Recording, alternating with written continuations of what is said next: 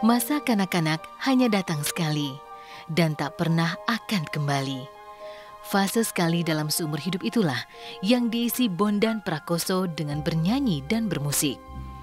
Di usia 5 tahun, nama Bondan pernah meroket di industri musik Indonesia. Semua itu bermula saat ia membawakan tembang berjudul Lumba-Lumba. Lumba-lumba, hei, ikannya pintar, bisa meniru gaya manusia, lalu patuh kalau disuruh, tetapi harus makan dulu. Bermain bola, makan dulu. Bermain api, makan dulu. Menghitung angka, makan dulu. Bondan kecil hanya mencintai musik. Ia tak pernah bermimpi menjadi pesohor. Dan ketika lagu Lumba-Lumba meledak, Bondan pun harus kehilangan indahnya masa kecil yang menjadi miliknya. Waktu itu dan gue memang dari dulu sampai sekarang orangnya nggak pernah sama sekali gila popularitas gitu, nggak pernah merasa begitu sudah menjadi public figure, sosok public figure berubah atau seneng atau bangga, nggak tuh sama sekali, biasa aja. Malah mungkin gue lebih seringnya gue merasa kurangnya privacy gitu, privacy gue terenggut. Jadi waktu gue kecil nyanyi, yang harusnya gue main waktu itu sama teman-teman sebaya gue, waktu itu teknologi belum canggih, jadi mainnya main gundu, main layangan, main tanah gitu kan. Dan gue banyak sekali kehilangan masa-masa itu karena gue harus bekerja.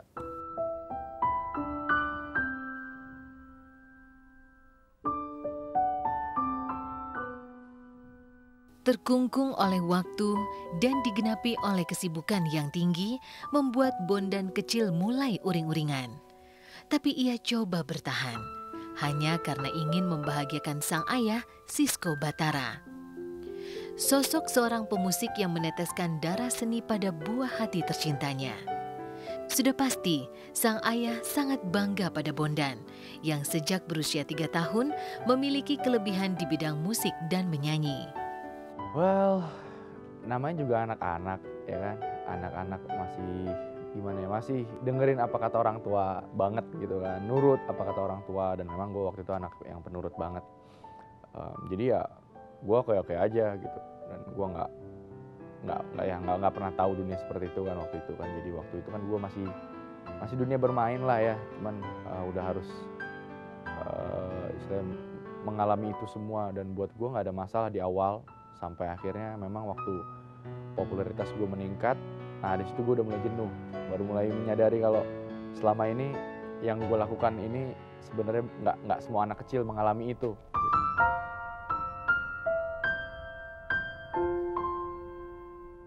Kebetulan dari umur 3,5 tahun tuh dia udah bisa menghafal satu lagu dewasa ya. Waktu itu kan masih lagunya siapa yang tak ingin sendiri itu dia hafal, 3,5 tahun hafal dari depan sampai belakang. Jadi kayaknya karena memang saya di musik kan, jadi saya lihat ini anak kayaknya ada arah ke situ kan. Nah coba setelah dia masuk TK itu saya coba pas lagi musim anak-anak kan, ternyata dia nggak ada kesulitan dan dia mau.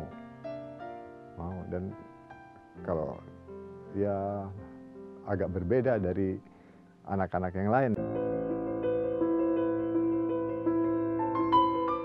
Ketika masa kecil berganti masa remaja, disitulah Bondan memutuskan untuk melepaskan diri dari semua atribut popularitasnya sebagai penyanyi cilik. Di titik inilah Bondan rehat sejenak.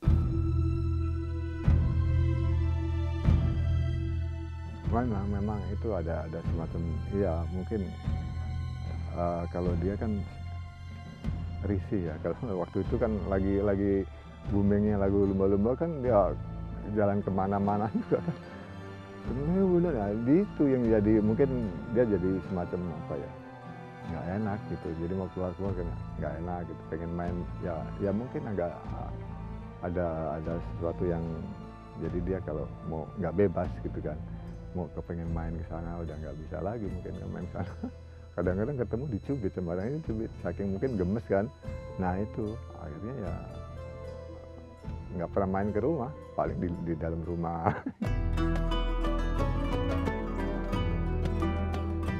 Ia tak mau dibelenggu oleh ketenaran. Bondan hanya ingin menjadi seniman yang berkarya tanpa hiruk-pikuk ketenaran. Karena sejatinya, hidup akan lebih bermakna jika dijalani dengan biasa-biasa saja. Jadi di situ puncak jenuh, puncak apa ya istilahnya, ya batas gua gitu sebagai anak-anak gitu. Dari situ masih ada 2 album lagi sih, cuman gue udah mulai ogah-ogahan tuh, gue udah mulai nolak job, gue udah mulai enggan untuk off air, gitu. Males rekaman juga, males-malesan, dan udah dari situ bokap ngeliat ya nggak bisa dipaksain juga kan, jadi dari situ gue udah mulai grafiknya udah sliding scale, udah mulai menurun. Dan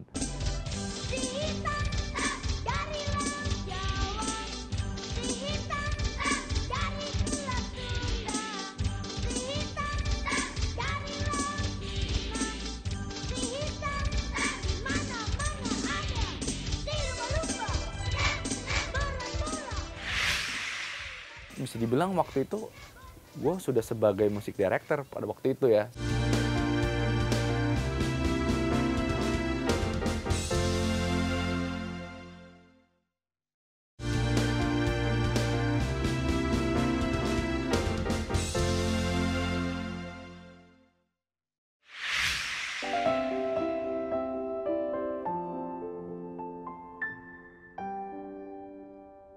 Jejak langkah kedewasaan mulai merasuki diri. Masa remaja yang penuh gairah telah terpampang di depan mata. Hal ini membuat Bondan Prakoso memilih untuk kembali menapaki pilihan menjadi musisi. Sebagai awal keseriusan menjejaki panggung hiburan, Bondan mulai kembali aktif bermusik ketika berada di bangku SMP. Jika di masa kecil Bondan disokong sang ayah, maka kala remaja gairah bermusiknya justru terinspirasi kakak tercinta. Oh, gue ngeband dari SMP. Awal gue ngeband itu setelah gue vakum jadi penyanyi cilik, yaitu karena puber itu tadi. Gue mulai belajar instrumen gitu. Gue meninggalkan dunia tarik suara. Gue nggak menggunakan suara gue sama sekali. Jadi gue udah mulai instrumen aja gitu. Karena waktu itu juga influence dari kakak gue ngeband, gue sering diajak dia manggung dan lain sebagainya. Dari situ gue merasa ini dunia musik yang lain gitu dari yang udah pernah gue jalanin, dan sangat menarik buat gue. Jadi dari situ wah, megang instrumen gitu, ada pemain gitar, ada pemain drum gitu, kayaknya seru banget. Dan dari situ gue mulai belajar.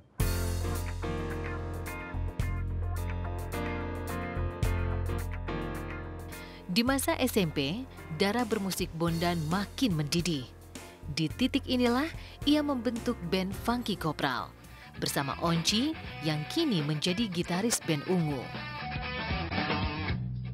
Oke, buat kalau emang oke. Rambut pirang, belahan gak ada aturan. Gaya funky lo pakai setiap hari. Wajah keren dan juga banyak kasih. Jadi Funky Kopral tuh adalah band pertama gue. Itu band SMP. Jadi Funky Kopral tuh band SMP. Jadi setelah gue berbarengan dengan gue belajar instrumen itu tadi, bass tadi, sampai akhirnya gue nyasar di bass, gue mulai ngebentuk band dengan teman-teman sekelas gue waktu itu, termasuk Onci Ungu. Gitu. Jadi gue sekelas sama dia kan. Nah, gue termasuk Onci Ungu dan teman-teman gue yang lain. Dan mereka semua berangkat dari nol.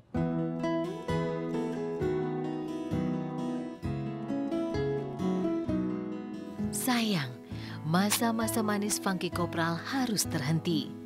Bondan memilih undur diri karena ingin merampungkan kuliahnya di jurusan sastra Belanda.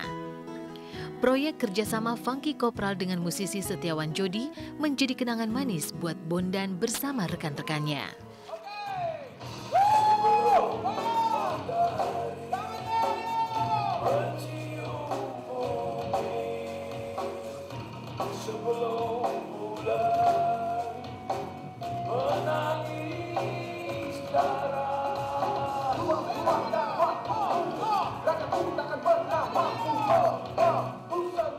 Memang waktu itu sejak gue project ini jalan, bareng Setiawan Jodi jalan, gue banyak banget meninggalkan kuliah dan IPK gue turun parah banget gitu, parah banget. Dan dari situ dilema nih gue, aduh gimana, apa gue berhenti kuliah aja ya. Cuman waktu itu ada salah satu dosen yang support banget sama gue, dia support banget, dia banyak nolong gue, namanya Ibu Barbara. Dia nolong gue banget, dan dari situ bangkit IPK gue pelan-pelan tuh, bangkit. Sama ngebandnya juga jalan terus, jadi gue bisa istilahnya monitoring terus lewat beliau, Ibu Barbara. 2003 gue resign dari Funk Kopral, resmi gue resign. Gue fokus di kuliah aja selama setahun, semester 5 sampai semester 6. Sampai akhirnya gue lulus dengan IPK yang lumayan. 2004 gue lulus.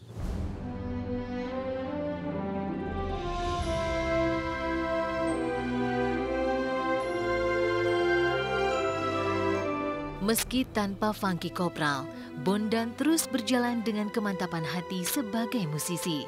Satu hal yang membuatnya sukses adalah kemauannya untuk belajar. Ia tak pernah kursus bermusik.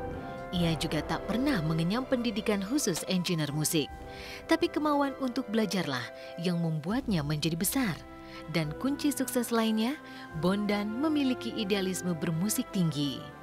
Dari awal gue berkarir sampai sekarang nih, nggak ada yang bisa nyetir gue, nggak ada yang bisa merubah gue dari konsep, dari lagu, dari lirik, dari segala macam. Nggak, sama sekali nggak ada perubahan dari dulu sampai sekarang. Nggak ada tuh revisi dari label atau berantem sama musik director atau nggak sejalan dengan kemauan produser, sama sekali nggak ada. Jadi waktu Funk Kopral rekaman, memang waktu itu gue yang motor ya, gue yang vokal, jadi gue yang ngedirect pemain drum gue yang ngedirect pemain gitar gue, vokalis gue gitu. Jadi mereka yang terlibat dalam proses produksi ngelihat kemampuan gue kayaknya sudah cukup gitu untuk dilepas sendiri gitu. Jadi ya udah, gue bisa dibilang waktu itu gue sudah sebagai musik director pada waktu itu ya.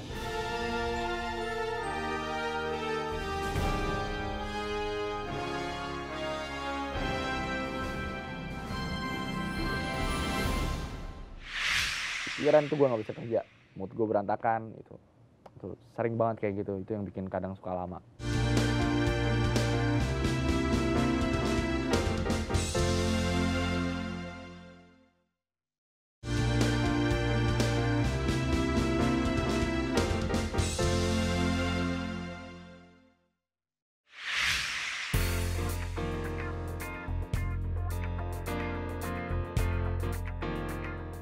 Jiwa yang dipenuhi rasa percaya diri akan membawa pada sebuah keberhasilan. Begitu pula dengan Bondan Prakoso. Ia menjadikan tekad bermusiknya sebagai ladang rejeki. Lepas dari Funky Kopral, Bondan kemudian mengibarkan bendera lain bernama Bondan Prakoso and Fade to Black. Rasakan cinta yang telah tercipta antara kita.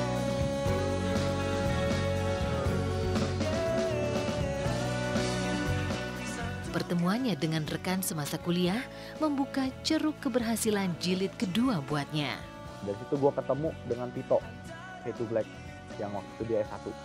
Gue tertarik dari situ, terus lulus bareng. Karena dia masuk 2000, gue 2001, lulusnya bareng. Dia S1, gue D3. Nah, lulus bareng. Nah, sebelum lulus itu, gue sempat ketemu sama dia dan ngobrol, ngajakin bikin project yang sampai sekarang akhirnya Bondan Prakoso and Fade to Black.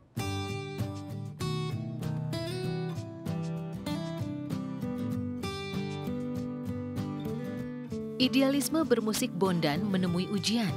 Meski namanya sudah dikenal, tapi bukan jaminan bahwa musiknya bisa diterima pasar. Disinilah Bondan memulai langkah dari nol lagi. Ia juga menerima kenyataan pahit, karyanya bersama Fade to Black ditolak perusahaan rekaman.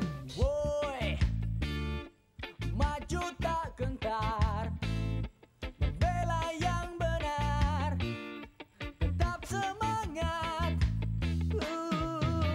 Woi, pantang menyerah, terus melangkah.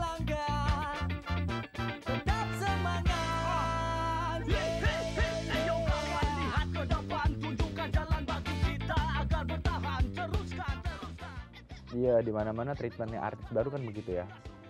Belum punya prestasi, terus masih belum punya arah, belum punya fans, belum punya jalan sendiri gitu. Jadi masih harus digulingin dulu lah, digelindingin dulu nih, gelindingnya sampai sejauh mana nih istilahnya gitu kan. Yang penting udah ada satu album materi 12 lagu waktu itu, dan itu semuanya hasil karya kita berempat. Sampai akhirnya kita tawarin ke label-label, 1, 2, 3 udah mulai nolak, ada yang ngegantungin, ada yang jawab iya, ada yang jawab enggak gitu, ngegantungin. Sampai akhirnya kita ke Sony untuk kedua kalinya. Yang pertama kita ditolak.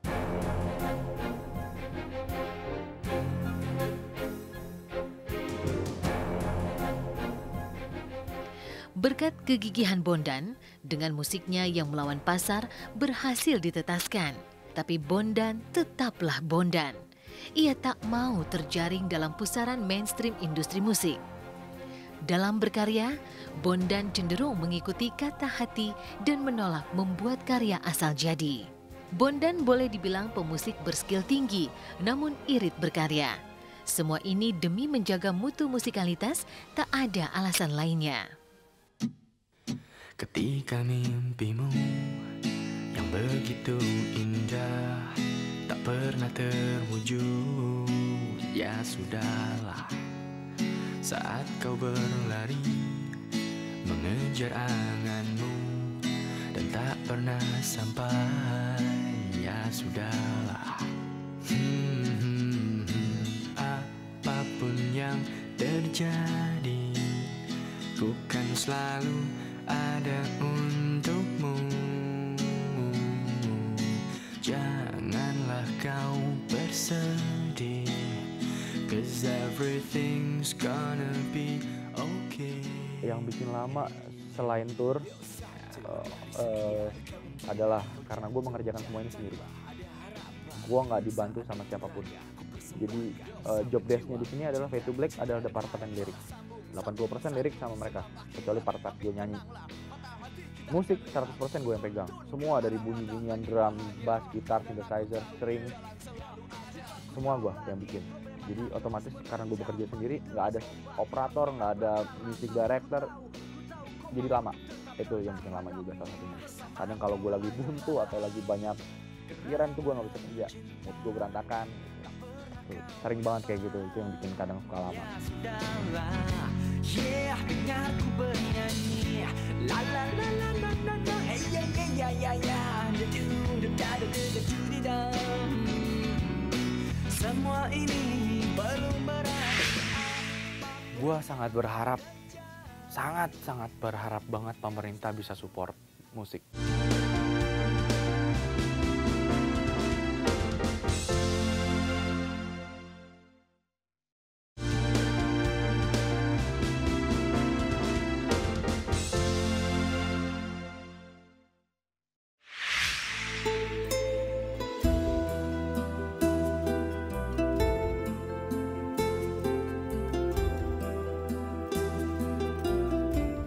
Dengan bermusik, Bondan Prakoso menemukan kesejatian hidup. Selain mendapatkan rejeki dan kepuasan batin, ia pun menyempurnakan hidup sebagai kepala rumah tangga. Tapi Bondan masih seperti yang dulu. Ia justru menjauh dari keriuhan popularitas, sama seperti saat dirinya menerima berkah ketenaran lagu Si Lumba-Lumba puluhan tahun lalu.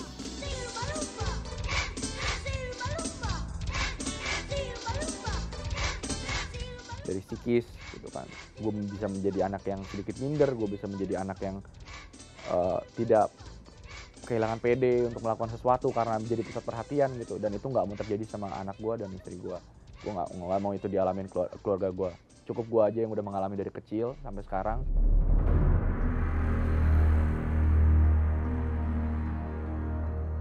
Istri gue awalnya berangkat dari dunia entertain juga gitu. Dan sekarang dia memilih tugas barunya dan menikmatinya sebagai ibu rumah tangga. Dan menurut gue jarang banget perempuan zaman sekarang bisa seperti dia, dan gue salut, gue puji dia yang bisa seperti itu. Dia nggak masalah dengan publikasi dan lain sebagainya. Jadi gue yang mempermasalahkan itu. Buat gue cukup lah gue nggak bisa jalan-jalan ke mall, gue nggak bisa jalan-jalan ke pasar swalayan gitu tanpa nggak dikenali gitu. Cukup gue aja gitu. Jadi kalau pas gue lagi nggak ada, lu mendapat perlakuan seperti itu, gue sedih yang lagi di luar gitu, yang lagi jauh dari dia gitu. Dia nggak punya kebebasan. Kebebasan adalah akar kehidupan. Bondan yang sejak kecil sudah diajarkan arti kebebasan dalam menentukan jalur hidup, kembali meneteskan petuah ini kepada keluarga kecilnya. Cintailah kebebasan, maka kau akan tahu betapa indahnya kehidupan. Gue pengen punya label rekaman sendiri kali ya, dimana semua sistem gue yang bikin, dan of course karena gue seorang musisi, gue tahu suka dukanya musisi seperti apa. Beberapa tahun yang lalu ya, gue sempat berpikiran, gue mau bisnis aja yang istilahnya uang bekerja buat gue, bukan gue bekerja buat uang. Tapi sekarang kayaknya gue berpikir kayaknya musik udah udara yang gue hirup, udah jadi udara yang gue hirup ya. Jadi kayaknya gue nggak akan bisa jauh dari musik. Apapun yang gue kerjakan pasti akan berhubungan dengan musik. Hidup selalu bertaut dengan harapan, karena dengan harapan membuat manusia akan selalu merasa hidup, meski dalam keadaan sakit ataupun papa. Tak salah kiranya jika Bondan juga membentangkan harapan bermusiknya seluas samudra, bahkan setinggi gunung. Karena harapan adalah keniscayaan yang tak berbatas apalagi bersekat. Adanya harapan adalah penanda bahwa semangat hidup tak pernah mati. Gue sangat berharap, sangat berharap banget pemerintah bisa support musik. Sama seperti mereka support olahraga, sports. Gue pengen banget. Musisi Indonesia tuh nggak kalah lagi sama musisi luar, betul. Kita bandingkan dengan Malaysia aja gitu. Malaysia oke, alat lebih canggih, tapi sumber daya manusianya jauh. Orang kita lebih berkualitas. Dan banyak band-band yang bisa terbang ke luar negeri dengan usahanya sendiri tanpa didukung pemerintah.